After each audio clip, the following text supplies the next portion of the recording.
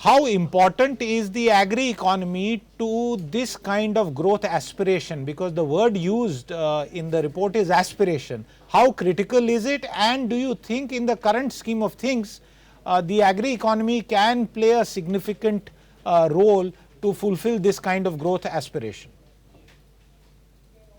See, agriculture in rural economy is very important because a vast number of people are dependent on agriculture for employment. So Mr. Joshi was talking about the real per capita income. If we see the data of last 9 years, the real per capita income has grown by 37%, while the real wages of agricultural labor have increased by just about 4.6%. So growth is taking place. GDP is growing quite fast. As an economy, we are doing very well. But a vast section of our population is not actually able to realize good benefit from that growth. And therefore, the growth of agriculture sector is very important. For that, we need investment by both the government and the private sector in agricultural infrastructure. If our agricultural exports, for example, have to continue to be beyond $50 billion a year, then a lot more investment is needed in the marketing infrastructure. We have seen very good investment decisions by the government in ports, roads, etc. But agricultural infrastructure has not. May I interrupt you there, Mr. Hussain? May I interrupt you there, because you touch upon a very important point, and this point came out in a previous show that we did, where experts like you on an infrastructure discussion pointed out, and it's a fact, that most of the heavy lifting as far as infrastructure development in India, and the point that you were just making, has come from the central exchequer and to some extent from the state governments. The private sector is still very, very cautious when it comes to infrastructure, having burnt its hands in one round ago. In agriculture, would it be right to argue that with the stepping back on the farm reform bills that happened, or the fact that we do not have any major massive private sector investment that I have heard of, for example, in the recent past, agriculture will continue to remain one of the most unreformed areas?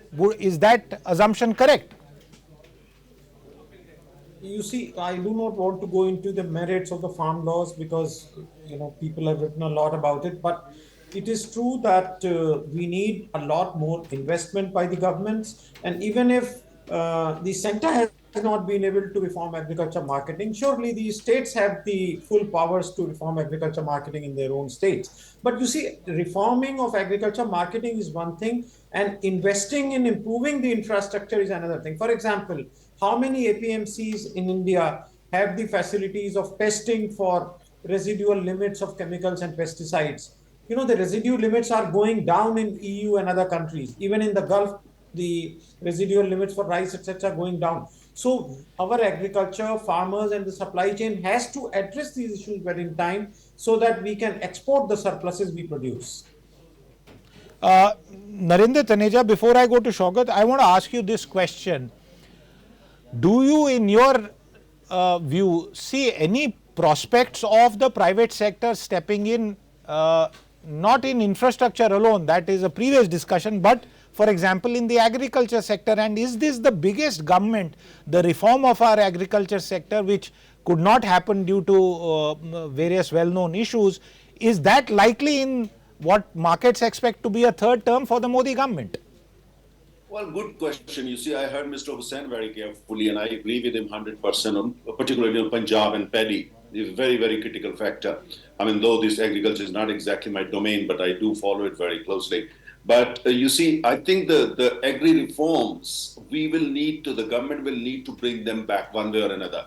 We can have more conversation with the farmers, especially in Punjab and western part of UP, etc. And maybe with opposition parties and various state governments. But we need them back. I can't see actually India getting into $7 trillion economy without those reforms. How can we get there without reforming the agriculture?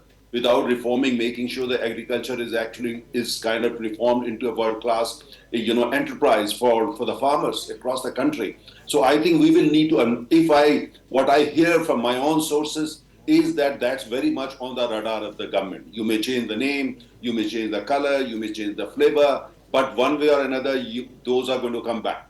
That's my sense, because the government Come back knows when? it very well.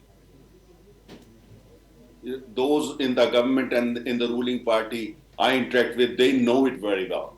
That we will not be able to reform the India's, rural economy without bringing those kind of things, into mainstream for the farmers. Why do you want to exclude them, those people? So I think probably the last time, maybe the government didn't do it well, maybe it was not well communicated. But as far as the goals are concerned, very clear that, my sense is the government wants those things back.